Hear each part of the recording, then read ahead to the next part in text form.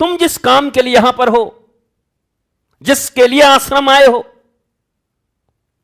या जिसके लिए जिस फैक्ट्री में गए हो, या जिसके लिए जिस स्कूल या कॉलेज में गए हो, या जिसके लिए माता पिता बने हो या पुत्र पुत्री बने हो, जिसके लिए पति पत्नी बने हो, क्या लगन के साथ उस चीज को पूरा कर रहे हो?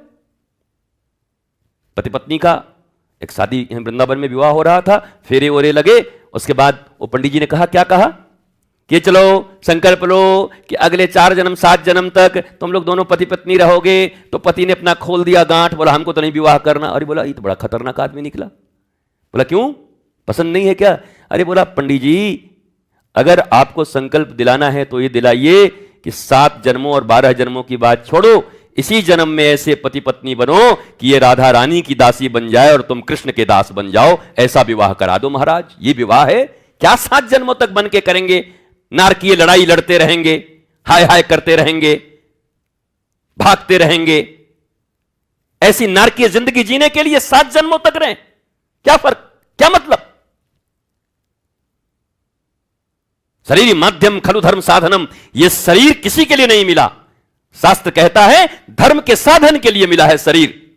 अगर कोई कहे कि इस शरीर पर मेरा अधिकार है, उससे पहले दावा ठोको मैं सनातन संस्कृति में जन्म लिया हूं, सनातन धर्म में जन्म लिया हूं, और सनातन धर्म और संस्कृति यह कहता है कि यह शरीर धर्म साधन का एकमात्र केंद्र है।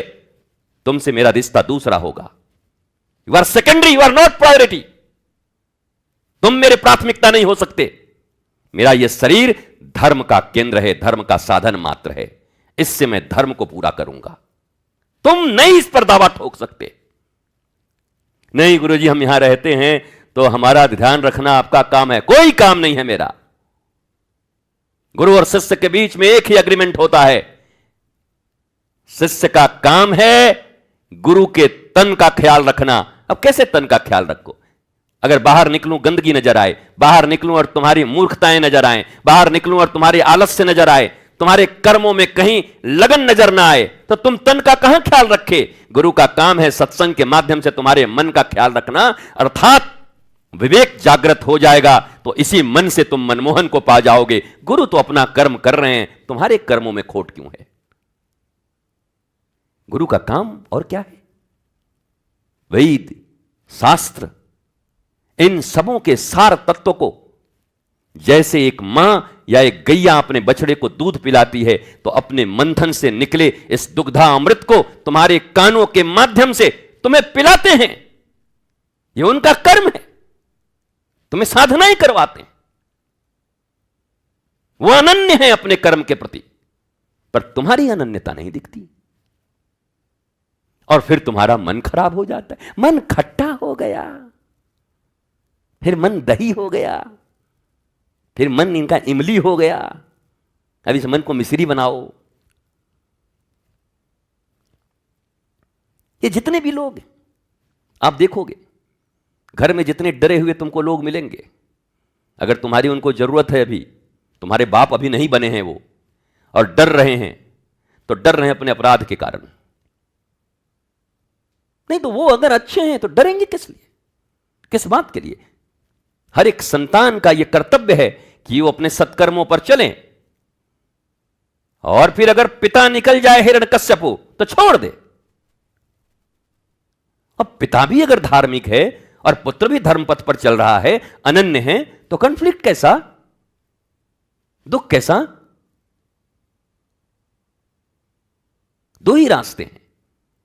तुम धर्म के पथ पर हो अकॉर्डिंग टू योर गुरु, तो तुम चलते रहो, और तुमको नहीं लगता कि वो नहीं है, मुक्त हो जाओ।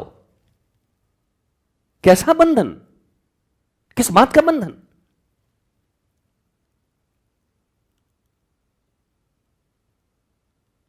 तो अंतिम बात यही है कि छोटे छोटे टुकड़े करना बंद करो।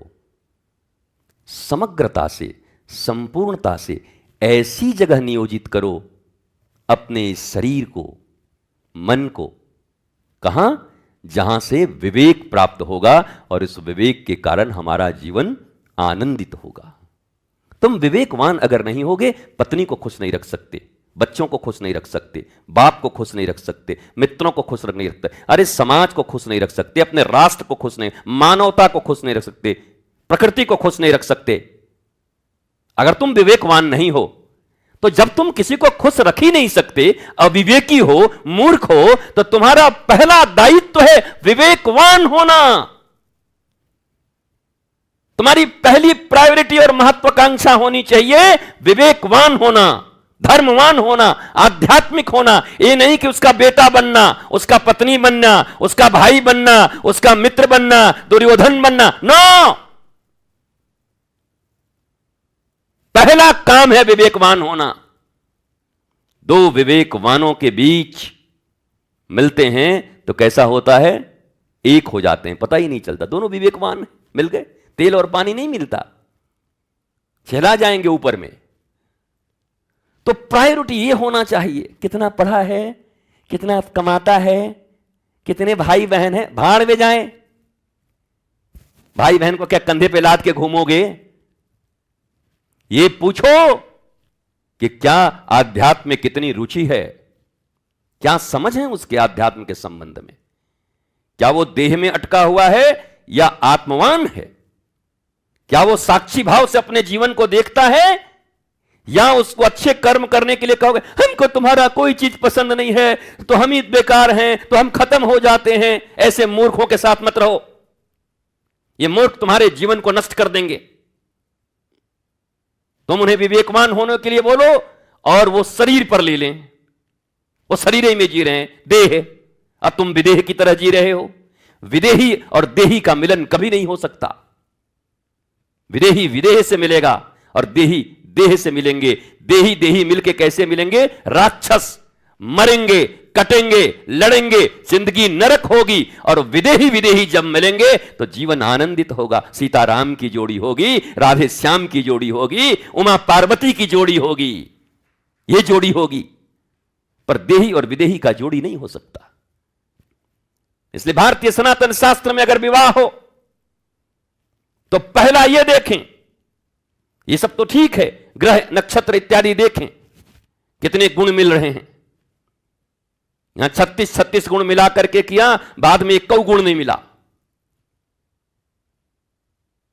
बेदम कर दिया एक दूसरे को दोनों ने, सारे गुण जिनके मिले थे। पहला गुण ये, एक ही गुण और एक ही दुर्गुण। आध्यात्म में कितनी रुचि है? क्या केवल देह पर जीते हो? डिप्रेसिव हो? कभी एक्सेप्ट मत करो जीवन में। इस पद्धति से भारत में विवाह हो, तब भारत बचेगा, मानवता बचेगी, धर्म बचेगा, प्रेम बचेंगे।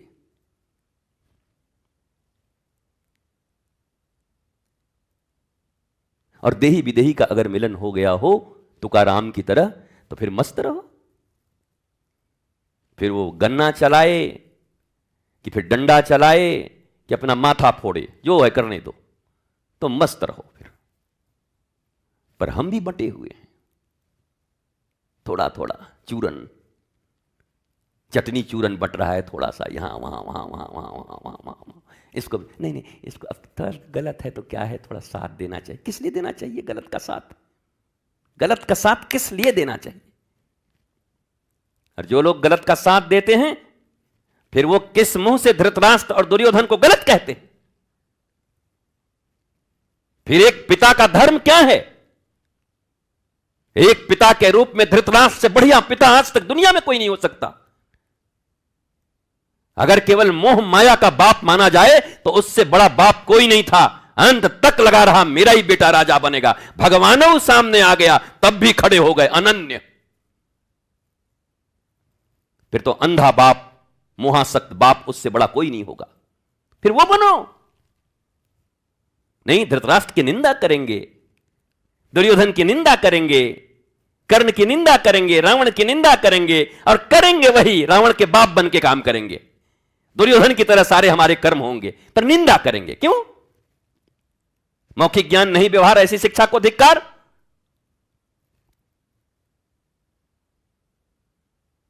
मन में जो हो वही मुख में हो, मन में जो हो वही मुख में हो। मन और मुख एक। निंदा करने का अधिकार उसी को है। भगवान श्री कृष्ण भगवान क्यों हैं? जब अन्याय के विरुद्ध अर्जुन की तरफ से खड़े हुए तो फिर कोई रिश्ता नाता ना देखा। जितना रिश्ता अर्जुन से था उतना ही रिश्ता दुर्योधन से भी था भगवान का।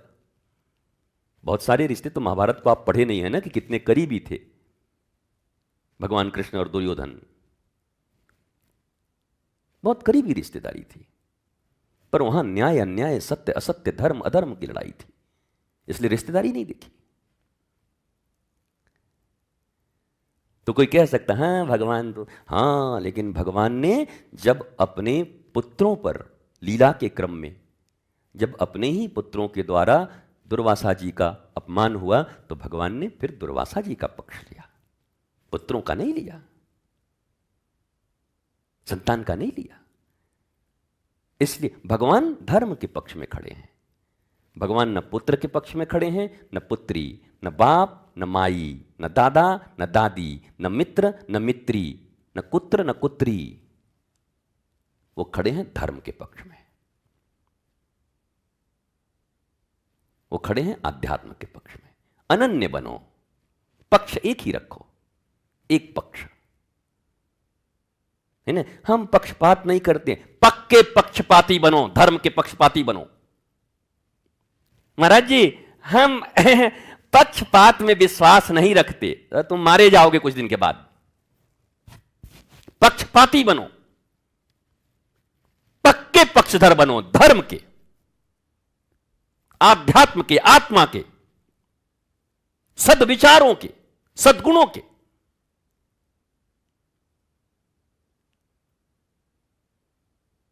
तो हिरण्यकश्यपु भी तपस्या करता था पर मिली मौत। तपस्या करता था, परिश्रम करता था, ओम ब्रह्मदेवाय नमः, अनन्य था, पर कभी जीवन में शांति नहीं मिली। अगर पूजा से ही शांति मिलनी होती तो हिरण्यकश्यपु को क्यों नहीं मिला? अगर घोर तपस्या करने से शांति मिलनी होती तो मेरा प्रश्न है क्यों नहीं मिला हिरण्यकश्यपु को? इतनी घोर तपस्या करने के बाद, ये जितने भी असुर हैं, राक्षस हैं, इन लोगों ने घोर तपस्याएं की अपने जीवन में। कोई भी एक राक्षस का नाम बताओ जो तुम्हारे धर्मशास्त्रों में लिखे हैं, सब बड़े तपस्वी थे। बोला घोर तपस्या किया, 1000 वर्ष तक तपस्या किया, ऐसे जाके रमा दिया धोनी, ऐसे जाकर के कर दिया, पर तपस्या के बाद भी मिली मौत, चिंता। तो ये जो तुम जो पूजाएं कर रहे हो, तुम जो ये उपवास करके मुझे दिखा रहे हो, तुम ये जो धोती लपेट के घूम रहे हो, तुम क्या सोच रहे हो कि धोतियों से भगवान मिल जाएंगे तुम्हारे?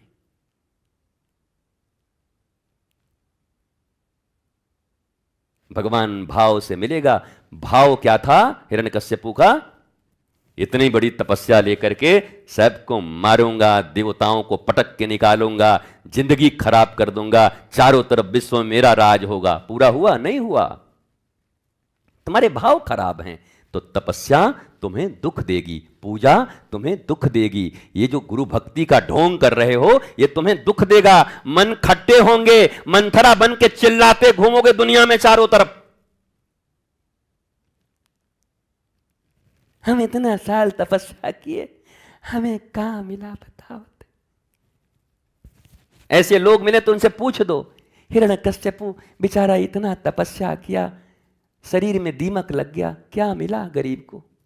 बेटवे मरवा दिया। धीरे से बोल देना कान में, ऐसे लोग मिले तो, इधर आइए, इधर आइए, हम इतना दिन रहे, हमको कुछ नहीं मिला, आप यहाँ क्या कर रहे हैं? तो धीरे से कान में बोलना, जो नए लोग आए हो, इधर आइए, हिरण्यकश्यपु ने इतना बड़ा तपस्या किया, दीमक लग गए शरीर में, बेटा मरवा दिया। आप वही तो नहीं हैं, दोबारा मिलेगा नहीं तुमसे फिर वो। तुम मीर घाट रहोगे तो मीर घाट भागेगा, पर तुमको भी रस आने लगता है। अच्छा अच्छा, बताइए बताइए, कितने साल से हैं? अच्छा अच्छा, हाँ यहाँ ऐसा ही है, हाँ तो आ जाओ, शामिल हो जाओ तुम भी कबूतरी गैंग में, एक सदस्य और बढ़ो, नई राह बनाओ। तुम्हारे पास अवसर है मित्रों, मेरे बच्चों, जो साधना करने आए हो, जो इन्फ्लुएंस्ड होके आए हो, जो कभी यूट्यूब और फेसबुक पे देख के आए हो मेरे गुरु ऐसे हैं, मुझे इनसे मिलना है, तो तुम्हें वही मिलेंगे, पर फिर तुम उन्हीं से मिलो, उन्हें सुनो और उसी पथ पर चलो। मेरा परम विश्वास है कि ऐसी सत्य निष्ठा प्रज्ञान से अगर तुम चलोगे तो यह निश्चित है तुम्हें हजारों कहने वाले मिले, पर ये फिर ये दुनिया और तुम स्वयं कहोगे और इतिहास भी याद करेगा कि आनंदम में एक ऐसा व्यक्ति आया था जिसने गुरु को फॉलो किया और आज देखो उसने दुनिया को कैसा भक्ति का पाठ पढ़ाया, ज्ञान का पाठ पढ़ाया। तुम चलो इस पाठ पर। ये तुम्हारे कोई आइडियल नहीं हो सकते इनमें से, नोबडी, कोई भी तुम्हारा आइडियल नहीं हो सकता। ये आइडियल के लायक लोग नहीं हैं तुम्हारे, इनको आइडियल मत बनाना। आइडियल तुम्हारे ईश्वर, शास्त्र, गुरु, सतगुरु, वो मेरे आइडियल हैं, आदर्श हैं, रोल मॉडल हैं। मुझे उनको देखकर चलना है। तुम्हारा जीवन सुंदर होगा, आह्लादित होगा। आज मैं कुछ ज्यादा बोल गया, बहुत ही ज्यादा बोल गया, लेकिन राग रसोइयां पागड़ी कभी कभी बन जात। वैसे लोग कहते हैं कि गुरुजी कभी कभी क्रोध में आ जाते हैं तो बहुत बोलते हैं। अगर बोधयुक्त क्रोध श्री राम ने किया तो दुनिया को रावण से मुक्ति मिल गई, मतलब अज्ञानता से मुक्ति मिल गई। बोधयुक्त क्रोध श्री कृष्ण ने किया तो कंस से मुक्ति मिल गई, अस्ति और प्राप्ति। मोह से मुक्ति के लिए गुरु का क्रोध नहीं बोध होता है।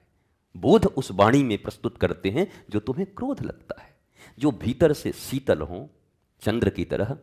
उन्हें क्रोध कैसा, किस बात पर? क्रोध तो उसे आता है जिसकी कामना पूर्ण नहीं होती।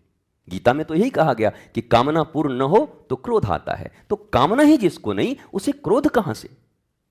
किस बात की कामना, कैसी कामना? चाहत होगी, प्राप्त नहीं होगी तो क्रोध होगा।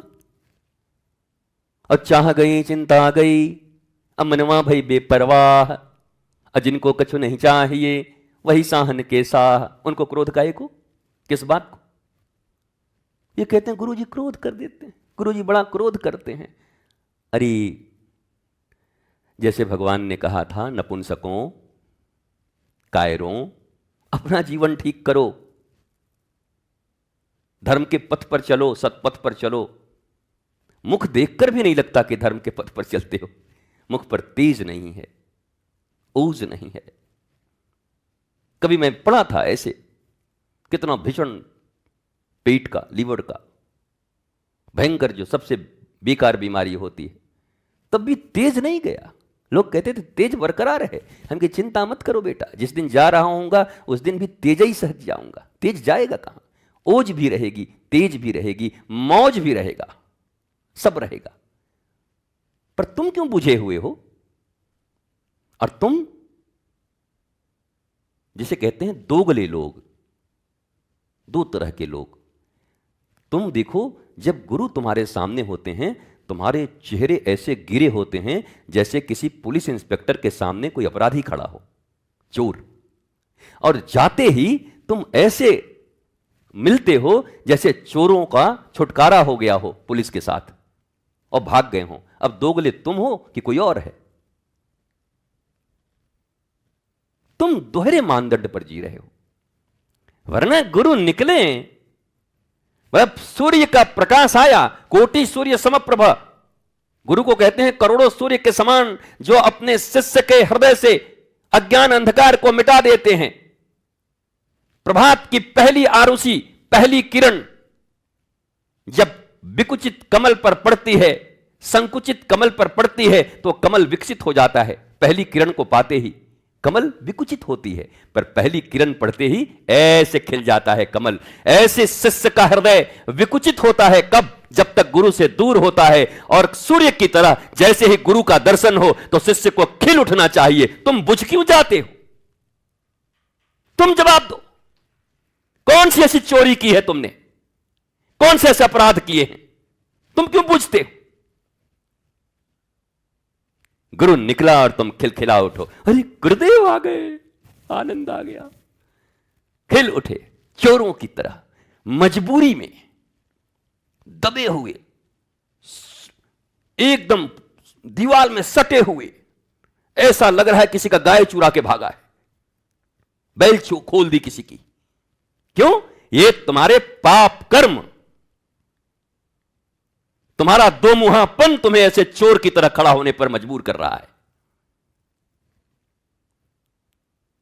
वरना मुस्कुराते चेहरे, तिलक लगे हुए, खिलखिलाता हुआ, पूज्य गुरुदेव, हे गुरुदेव, आज हम लोगों ने ऐसा ऐसा विचार किया है, आप आज्ञा दे, कृपा करें। हे नाथ, इसको हम लोग ऐसे करने जा रहे हैं।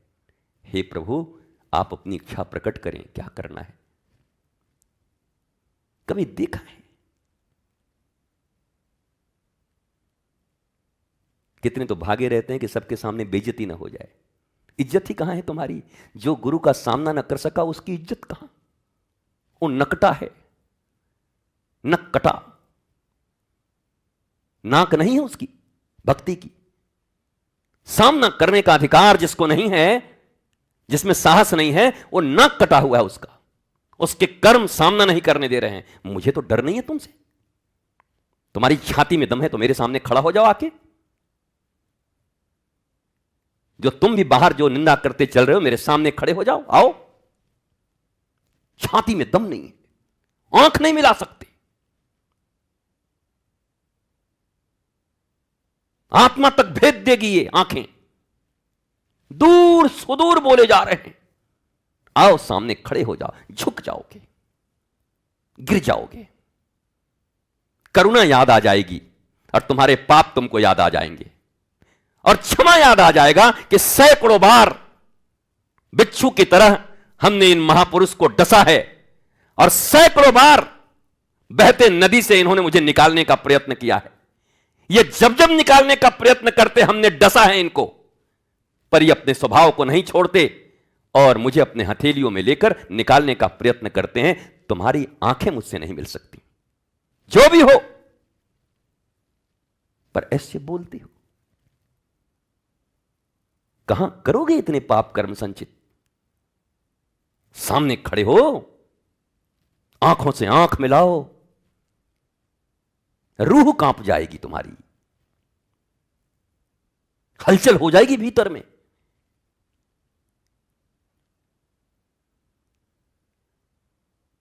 इसलिए मत पड़ो मेरे प्यारे बच्चों, इन सब चक्करों में मत पड़ो, साधक बनो, बाधकों का संग त्यागो, सत्संग श्रवण की नीत नियम प्रेम से बनाओ, खिलखिलाते हुए आओ, मुस्कुराते हुए आओ। श्री गुरु पूर्णिमा महोत्सव 9-10 तारीख को बड़े धूमधाम से, धूमधाम शब्द भी अजीब है, चलो कल बोलूंगा इस पर, मनाई जाएगी। आप सब आइए। डॉक्टर शिव और हमारी सैंड्रा के नेतृत्व में लीडर ऑफ गुरु पूर्णिमा महोत्सव दिव्यता से मनाई जा रही है। आप सब उपस्थित रहें, आनंदित रहें, आह्लादित रहें, प्रसन्न रहें, खुश रहें। और ऐसे तो यहां रोज ही उत्सव है, हर रोज दिवाली है। मेरे सदगुरु प्यारे दा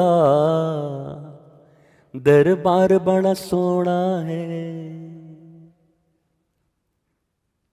यहां रोज दिवाली है, यहां रोज ही होली, मुझे पूरा याद नहीं है, होली है। कई जन्मों के बिछड़े प्रेमी इस दर पे मिलते, देह वाले नहीं, विदेह वाले, आत्मा के खोजी यहां मिलते हैं। देह वाले देह को लेके चले जाते हैं, और विदेह वाले विदेह के साथ रह के आनंद गवेषणा करते हैं, उपनिषदों का निर्माण करते हैं। वादे वादे जायते बोध। स्वस्थ रहो, मस्त रहो, आनंदित रहो, आह्लादित रहो, प्रसन्न रहो।